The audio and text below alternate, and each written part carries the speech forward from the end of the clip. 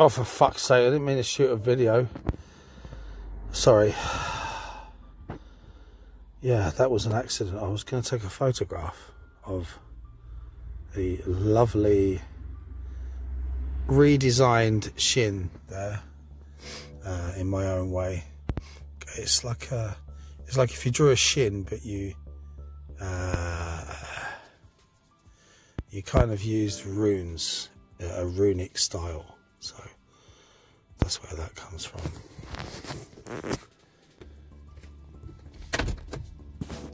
Is there anything to say? Is there anything to say?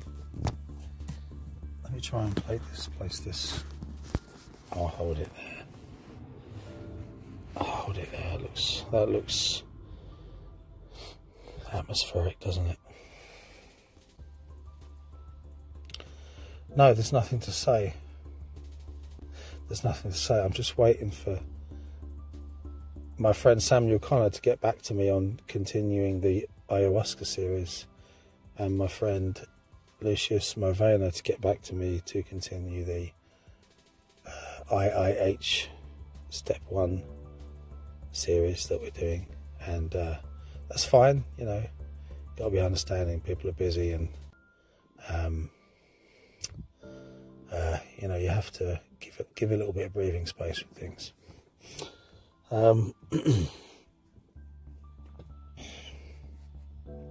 So if I was put under pressure,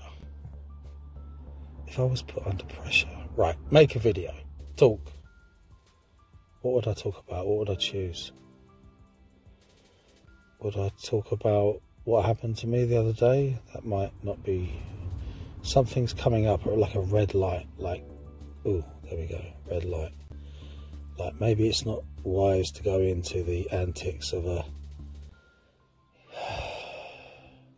you know, these people that are politically charged and kind of one-sided, and you say one thing they don't like and they cry and scream. Yeah, you know what I'm talking about. So it just gets so boring. It gets so boring. I'm going to talk about then the strategy and the attitude towards, like, say for instance, we have all of these problems in society, and we have all these problems internally, and everything's a great big battlefield, isn't it, on this spinning rock, which we have to deal with the impermanence of being and the savageness of nature, the fact that civilizations rise and fall, the fact that the human race will likely go extinct, and you ask yourself, what's the point? And even with the internet now, it's like, gives you a feeling of permanence. Like, I do believe that the internet has become a kind of faux afterlife. Really think about that. So, in the same way that in the Middle Ages, or at any time period really, but let's just hone in on that kind of the Middle Ages, the idea that you have a kind of spirit double that once the body dies will go on, and you'll have your same personality, etc., and you're kind of birthed into a new existence. Do we not have a double online? I mean, I do. I know that. An online personality. To be judged. It's funny how the internet has become a kind of faux spirit world, where we launch our aspirations and our dreams and try to present sometimes a kind of best self, sometimes a worst self as well, as a way of dealing with things. It's all very strange, isn't it? It's very peculiar.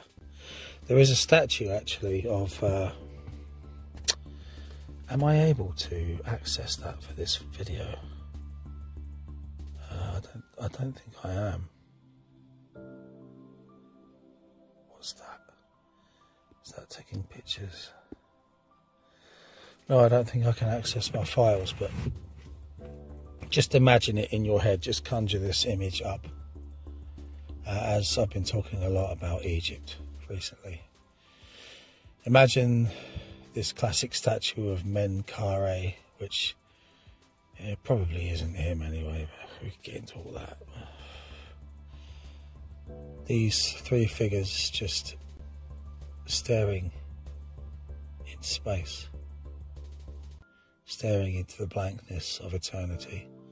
And the way that the left foot is placed forward, it reminds me of that William Blake poem where he says something, I can't recall the exact words, you know, and I bound upon my foot this vegetable kingdom or something and stepped forward into eternity. It's at the end of that brilliant album, The Chemical Wedding by Bruce Dickinson. You see, I'm trying to make it sound like I'm more educated than I am.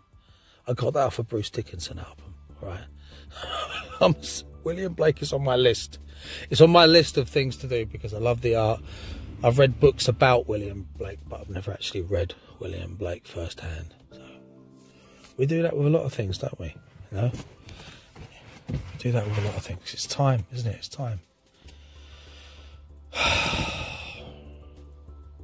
So this statue, this pharaonic statue, these figures just stepping forward into eternity.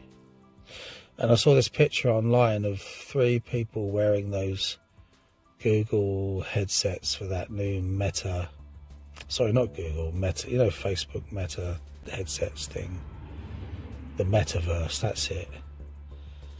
And it just made my heart sink. I thought, you know, you can't be too cynical. There's going to be certain uses, and it is a creative endeavour, but you know where it's going.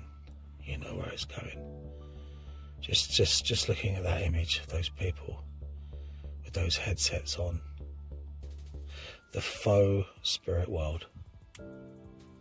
The double, like the astral double. This is the digital double.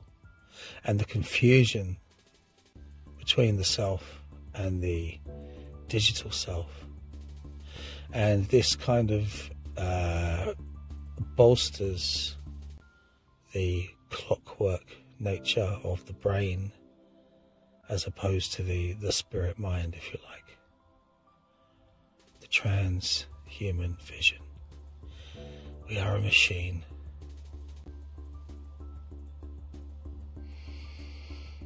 Your legacy and your longevity exist within the mechanical digital space. I always try and bring things back into balance. There's uses, and you know, the modern world is great in certain ways, but it's also a pile of shite, let's face it. So yeah, I didn't mean to make that video, and I'm definitely going to wait until I have another discussion or interview, unless of course it gets to the winter solstice, whereupon there will be an important announcement. And again, just talking to myself in the dark. That's normal, isn't it? Doesn't matter. So, just a moment of clarity here. Stopped the music.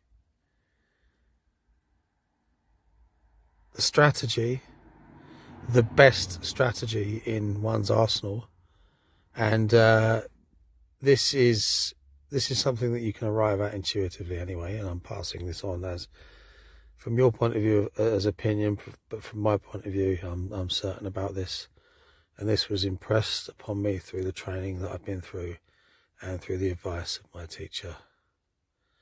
Quite often the best solution to almost every single problem we face is nothing, is to do nothing but to simply carry on with attuning oneself towards positive goals. And it's amazing the healing that comes through, and you're doing that in a world that isn't positive, that isn't heading that way, but It's all you can do. And it's just like that tough luck thing, and it's like, it's a bit like your clean your room thing, right? It's just the best strategy in an imperfect world. So I'm learning this more and more and more. But you see, it's one thing to learn it, it's another thing to implement it. Sometimes little excuses come up, like, oh, they really deserved it, and I'm not putting up with that, and oh, that's just a joke, and you can feel yourself getting pulled back into the trivialities. So you have to keep the mind lucid, to be lucid in every moment. And talking of step one, which we'll get back to very soon, with the of course I could talk about this myself, but I don't know, the format is better with someone else. The medium of a discussion, so much more enjoyable to and I think that's borne out by the amount of views that it's had compared to me, a lot of my stuff just waffling on my own. So I could speak to that, but I will wait. And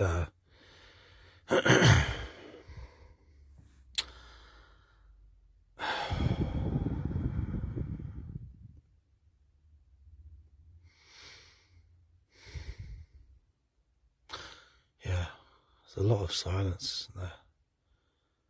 There's a lot of nothingness. And that's when the temptation arises to make things dramatic. Try to be mindful.